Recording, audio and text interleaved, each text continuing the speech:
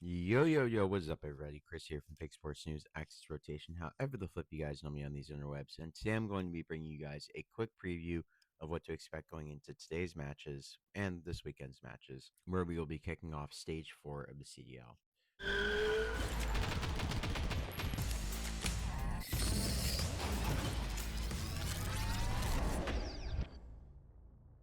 Now, no, that was a mouthful. Sorry if I sound a little bit different. I am currently just dealing with allergies and pollen and stuff, so my voice is sounding a little bit different than normal. But yeah, without further ado, let's get into our first matchup of Stage 4, a rematch of the Major 2 Grand Finals. We will have Atlanta Faze taking on the Vancouver Surge. And recently, Vancouver have become quite dominant in this matchup, but I do think there's room for Atlanta to take back some control here. I think Faze start off their split differently this time.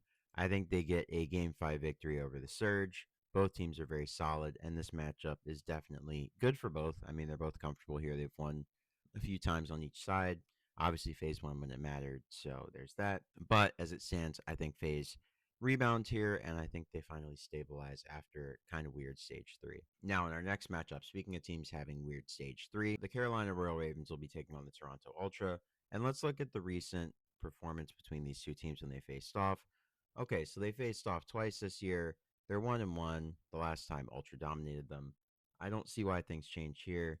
It just seems that after replacing Vivid, I don't know, this Carolina team, maybe they come into stage 4 and they look a little bit different identity wise, but it just seems like their identity now is worse than it was with Vivid. So I don't know. I feel like this team fell from being like a possible top 6 to really just a sure top 8. So consequently, I think Ultra win this one pretty comfortably with the 3-1.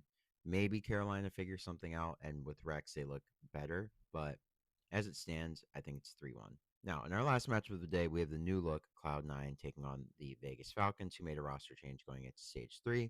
Of course, bringing in Priesta and Pred and Arcedes. And then on the Cloud9 side, you had a two-man change. Of course, Attach and Max stepped down. That's why I was waiting to record this video. I knew some stuff was happening. And then Capsule and Spart are replacing those two. So I'm curious to see how that goes. Obviously, you guys know Capsule. Capsule played for New York and Boston previous. I'm sorry, New York. He played for Boston previously, and yeah, Spart. He last played for LAG with the Major Two Cheese, and then did he play for Rokkr or somebody? He came in and made a replacement at some point, I believe, later after that. So we'll see how it goes for them coming in for Mac and Attach so late in the season. I mean, I hope that they're given grace in the way that people evaluate them and they don't just say, hey, they're coming into a broken team and the team still did bad, so they suck by extension. Like, that's not fair. But yeah, with all that being said, I think with Vegas being so strong in respawn, I think this Cloud9 team will probably show some signs of brilliance. But I do favor the Vegas Falcons based on how they've been looking in the last few weeks. Now, in our first series of Saturday, why does Vegas end Friday and start Saturday so much on the schedule? Okay. Anyways, we're going to kick things off with the Vegas Falcons taking on Kenny and the Minnesota Rokkr. So we have Pred versus Kenny in this series. And honestly, with how bad the Rokkr have looked on a consistency scale, this is kind of a toss up.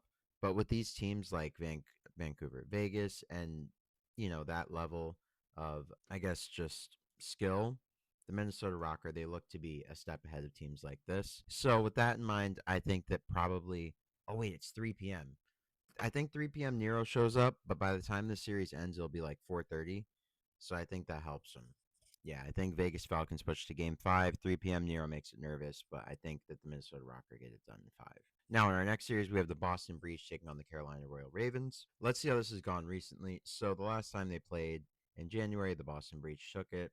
Yeah, I mean, Boston's in pretty good form at the moment. They just beat Optic at the major, which was a great matchup for them confidence wise. So, with that in mind, I do think that they are the better team between these two. And consequently, I have them beating the Royal Ravens. I'm going to call this one a closer matchup. I'm going to say it's a 3-2 just because I feel like Boston is a very good team. And I feel like Ravens, with Boston being kind of a lesser evil than Toronto, will have a little bit more room to be competitive in this series. Now, in our next series, we will have Optic Texas taking on the Vancouver Surge. And, even though Optic has been looking better online in practice, they always look like scrim teams, right? So it's really hard for me to put my faith in that at this point in the season just because they have shown us great looks in scrims plenty of times this season and then just fallen flat in official matches and LAN. So don't expect that to change much here. I think it'll be a more competitive series. I think Optic will show some improvements, but I just don't think this team has what it takes to, at the end of the year, be like the best or one of the best, right?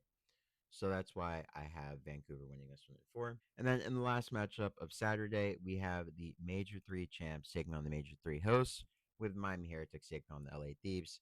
I think that just due to the strength of Miami in control and hardpoint, you would have to expect them to take one of those, potentially an S&D as well. Their S&Ds look phenomenal.